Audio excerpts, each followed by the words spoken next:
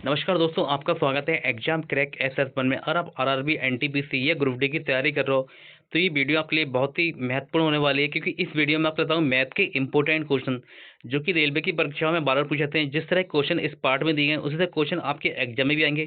ये part number 33 है। इससे पहले वाला पार्ट आपने नहीं देखे तो हमारे चैनल की प्लेलिस्ट में आकर जरूर देखें, क्योंकि वह सारे पार्ट बहुत ही इंपॉर्टेंट है।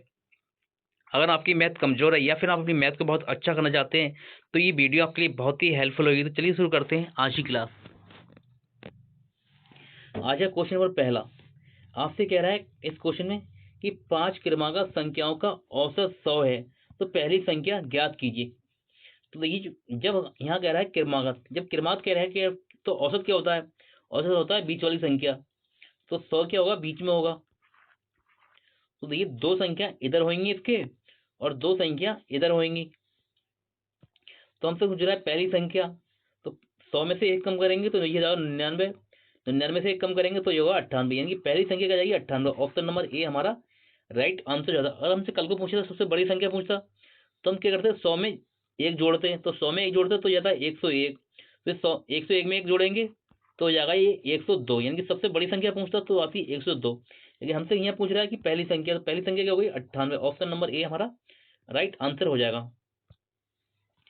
Question number 2। इस क्वेश्चन में आपसे कह रहा है ए बी सी जो कि आयु का जो अनुपात है वो क्या है? 2:3:4 है। तो उनकी आयु का जो योग है वो क्या है? 108 है।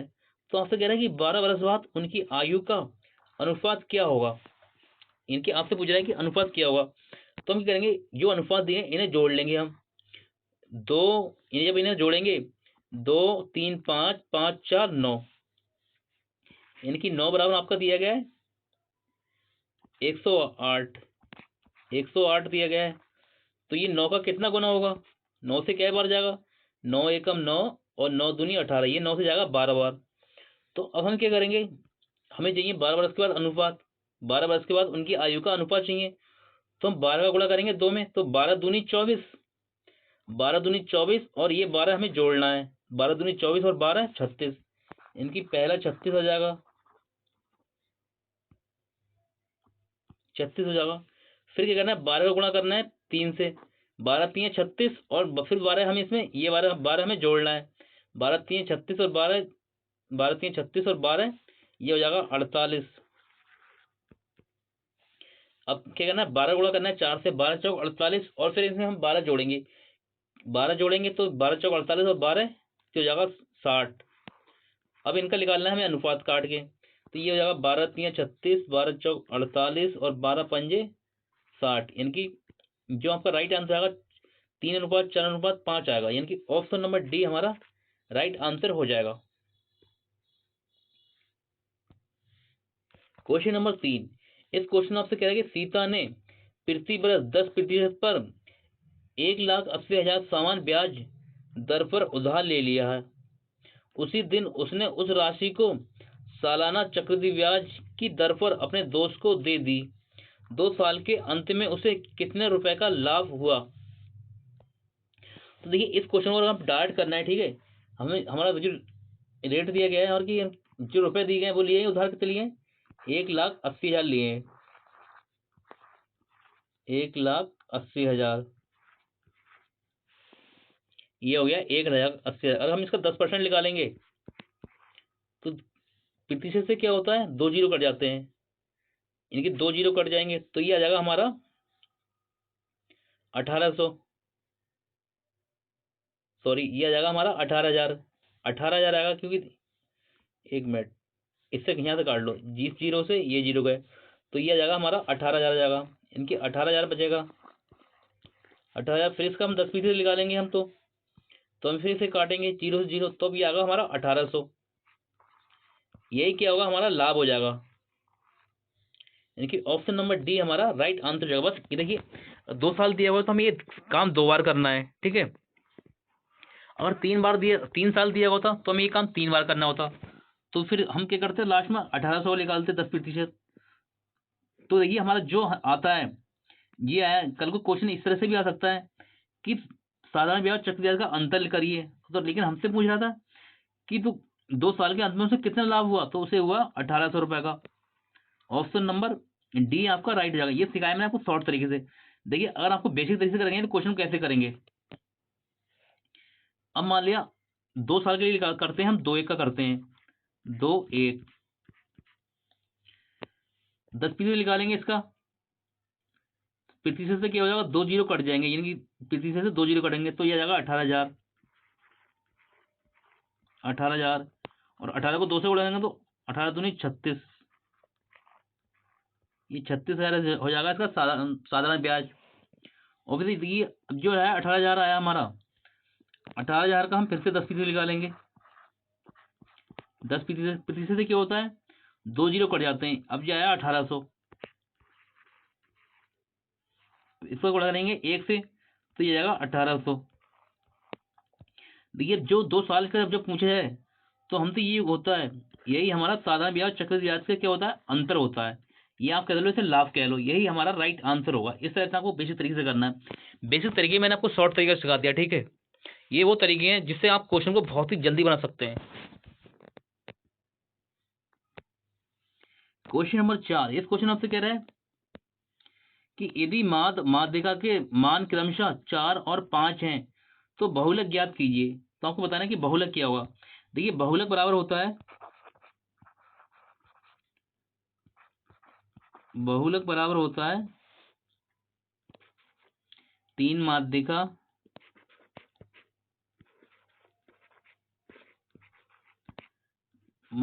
माइनस 2 माध्य।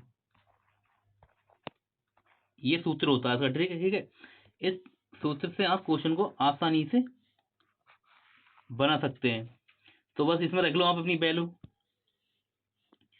तो देखिए माध्यिका कितनी है, यहाँ माध्यिका बाद में देखिए तो माध्यिका है 5, 5 को गुणा करेंगे 3 से तो 5 हो जाएगा 15 माइनस, और फिर माध्य कितना है हमारा, माध्य 4 की पहले माध्य तो माध्य 4 होगा, 4 को गुणा करेंगे 2 से, 4 दूनी 8, 8 इसमें माइनस कर देंगे, 15 से मतलब 8 जाएगा तो ये बचेगा 7, 7 हमारा राइट आंसर हो जाएगा। बहुलक क्या हो जाएगा 7, ऑप्शन नंबर बी इसका राइट आंसर होगा।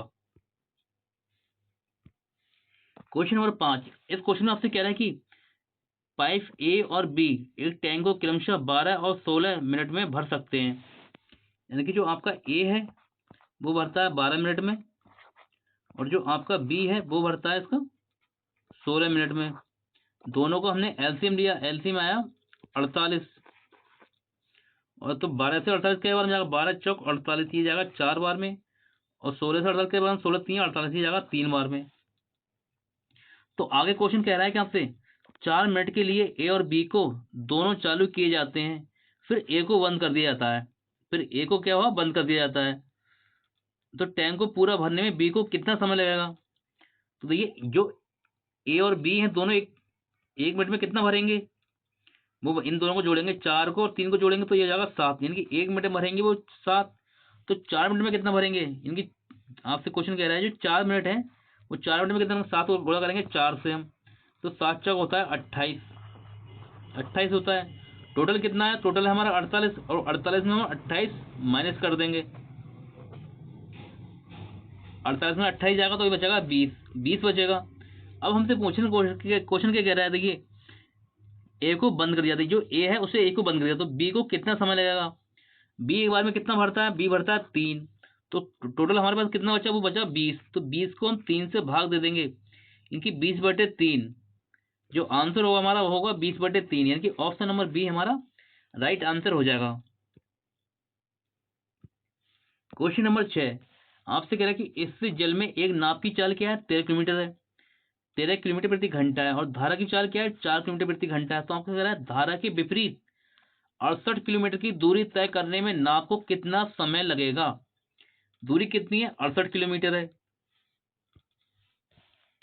इनकी आपको जो देखिए आप समय बराबर जो होता है, समय बराबर होता है आपका जो सूत्र होता है, समय बराबर होता है दूरी बटे चाल, ये इसका सूत्र होता है कि दूरी बटे चाल। तो दूरी कितनी है हमारी, दूरी है 68 किलोमीटर, 68 लिख दिया हमने। तो देखिए चाल कितनी होगी, देखिए हम जब धारा के विपरीत जाएंगे तो क्या होता है, जो चालें होती हैं वो आपस में माइनस हो जाती हैं, ये 13 में से 4 माइनस करा जाएगा, 13 में से 4 माइनस कर जाएगा तो बचेगा 9। 9 से हम इसे भाग देंगे। और देखिए अगर हम ये क्या है, धारा के विपरीत है, अगर हम धारा की दिशा में जाते हैं तो चालें क्या होती हैं, दोनों जुड़ जाती हैं। 13 4 जुड़ जाते हैं, यानी कि 13 और 4 को जोड़ते हैं। अब हमने यहाँ क्या करा, क्योंकि हमें धारा के जाना है विपरीत। जब हमें धारा के विपरीत जाना है 68 किलोमीटर, तो क्या करेंगे, 13 में से हमने 4 को माइनस कर दिया तो आया भाई, ये आया 9, इनके 68/9 हमारा आ गया। तो हम इसे काटेंगे, 9 7 63, इनकी 7 बार जाएगा और कुछ जाएगा, 7 कुछ जाएगा, यानी कि ये कहाँ दिया गया है, यही दिया गया है ऑप्शन नंबर डी में। यही हमारा राइट आंसर। हमें पूरा हल करने की जरूरत भी नहीं है, क्योंकि हमारा 7 से आगे दे रखा है। ठीक है, 7 घंटे 33 मिनट इसमें लग रहा है, ये हमारा दिया है, तो हमने यही इसे हमने टिक कर दिया ऑप्शन नंबर डी को। क्योंकि देखिए 9 से 68 पूरा नहीं कट रहा था, तो यानी कुछ तो जाएगा 7 घंटे के बाद में।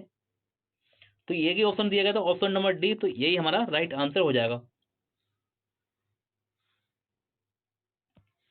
क्वेश्चन नंबर 7 आपसे कह रहा है, चक्रवर्ती 52 किलोमीटर प्रति घंटा की चाल से कार चला रहा है, उसे 364 किलोमीटर की दूरी तय करने में कितना समय लगेगा।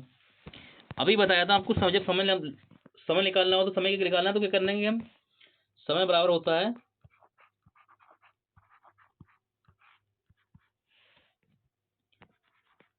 दूरी बटे चाल।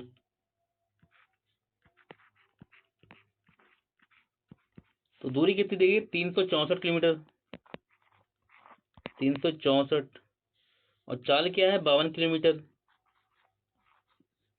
तो हम इसे काटेंगे 52 से 364 को, तो 5 7 35, यानी क्या बार जाएगा, ये जाएगा 7 बार में। 7 ही हमारा राइट आंसर हो जाएगा। क्या घंटे लगेंगे, 7 घंटे। ऑप्शन नंबर ए हमारा राइट आंसर हो जाएगा। क्वेश्चन नंबर 8, इस क्वेश्चन आपसे कह रही 450 यात्रियों से भरी एक रेलगाड़ी ने चलना शुरू किया। पहले स्टॉप पर उसमें से 1/9 यात्री नीचे उतर गए और 20 यात्री नए 20 यात्री चढ़ गए। दूसरे स्टॉप पे क्या हुआ, 1/6 यात्री उतर गए और 19 यात्री चढ़ गए। तो आपसे कह रहा है कि तीसरे स्टॉप पर रेलगाड़ी में कितने यात्रियों के साथ पहुंची, यानी कि रेलगाड़ी में कितने यात्री शेष बचे थे, आपको यह बताना है। तो कर लो क्वेश्चन को आप। 450 दिया गया, ठीक है, 1/9 है, यानी कि 1/9 है, 1/9 उतर गए, यानी कि जब 9 में से 9 यात्री थे उनमें से 1 उतर गया, तो कितने बचेंगे हमारे, 9। तो बचेगा, ये बचेगा 8/9 बचेंगे। तो निकाल लो इसका 8/9। तो 9 से काटेंगे, 9 पंजे 45, यानी कि ये जाएगा 50। 50 का 8 गुणा करेंगे तो 50 8 400, यानी कि ये हो जाएगा 400। 400 जाएगा। अब हमें क्या आगे क्या करें हमसे,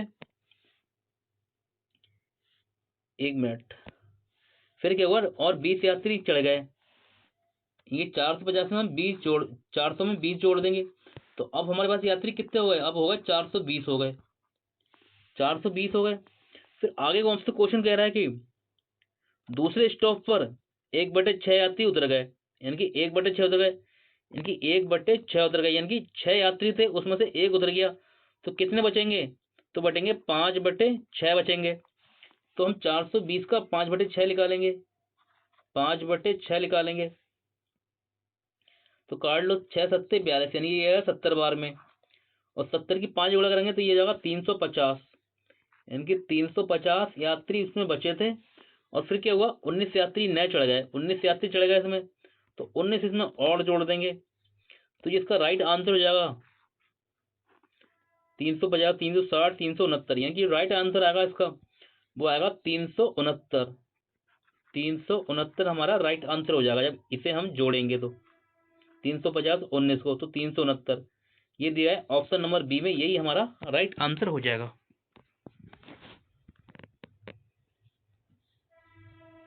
क्वेश्चन नंबर 9, इस क्वेश्चन में आंसर है, यदि 10 क्रमागत घंटों के दौरान एक रेलगाड़ी की चालें A1, B, A2, A3, यानी कि ये दिए गए A10 तक दिया गया, तो आपसे कह रहा है रेलगाड़ी की औसत चाल क्या होगी, रेलगाड़ी की औसत चाल क्या होगी। तो देखिए ऑप्शन में हम देखेंगे, ये क्या है, 1 2 3 4 5 6 7, यानी कि सारे क्या है, क्रम से हैं। तो क्या होगा, ये कौन सा किस तरह का औसत होगा, गुणोत्तर माध्य होगा, नहीं होगा, यानी कि पहला वाला हमारा नहीं होगा। तो आपसे कह रहा है कि हरात्मक माध्य होगा, ये भी नहीं होगा, इनकी ये भी नहीं होगा, ये भी नहीं होगा। फिर आपसे कह रहा है कि का समांतर मार्ग होगा, बिल्कुल, क्योंकि ये समांतर क्रम में फिर 1 है, 2 है, 3 है, 4 है, क्या है समांतर है, तो इसका होगा समांतर मार्ग। ये ऑप्शन नंबर सी हमारा राइट आंसर हो जाएगा। क्वेश्चन नंबर 10, इस क्वेश्चन में आपसे कह रहा है कि किसान को निरूपित करने वाले वृत्तखंड के लिए केंद्र कोण का मान लगभग कितना है। यानी आपको जो किसान का कौन सा है, किसान का है 11%, तो इस वृत्तखंड का कोण निकालना है आपको कि किसान के लिए कितना है। तो देखिए टोटल होता है हमारा 360, ये पूरा कितना होगा, ये पूरा होगा 360 का। 360 में हमें कितना निकालना है, 11% निकालना है, यानी कि ये हमारा ये निकालना है जो किसान का कोण है ये कितना है। तो ये कितना है, 11% निकालेंगे, और तो प्रतिशत हटेगा कि नीचे क्या आएगा, 100 आएगा। जब 100 आएगा तो क्या होगा, इसे काटेंगे हम, देखिए 0 से 0 कट जाएगा। अब किसी भी संख्या को और 11 से गुणा करना है, तो अब देखिए कैसे करेंगे गुणा, 11 से गुणा हमें 11 से करना है 36 गुणा, तो हम 11 से हम गुणा करना है किसी संख्या को, आप सीख लो, ठीक है, बहुत ही आसान तरीका सिखाऊंगा आपको मैं। तो ये 6 है लास्ट में, हमने 6 को ऐसे लिख देंगे। अब 6 के साथ में ये 6 के साथ में 3 जोड़ेंगे, 6 3 हो जाएगा 9, 9 हो जाएगा, और फिर लास्ट में बचा 3, और 3 को हम ऐसे लिख देंगे। और नीचे 10 है, तो 1 के बाद दशमलव लग जाएगा लास्ट में, यानी कि ये हमारा 39.6 हमारा राइट आंसर हो जाएगा। लेकिन हमसे पूछ रहा है लगभग में, क्योंकि का मान लगभग में पूछ रहा है, तो ये लगभग में किसके करीब में, ये है 40 के करीब में, तो राइट आंसर होगा ऑप्शन नंबर डी हमारा 40। इस क्वेश्चन का राइट आंसर हो जाएगा 40। ये था DI का क्वेश्चन। और आपको हमारी वीडियो अच्छी लगी हो तो वीडियो को लाइक शेयर कमेंट जरूर करें, और आप हमारे चैनल पे नए हैं तो हमारे चैनल को सब्सक्राइब करें इसी तरह की वीडियो पाने के लिए। मिलते हैं आपसे अगली क्लास में, तब तक के लिए नमस्कार।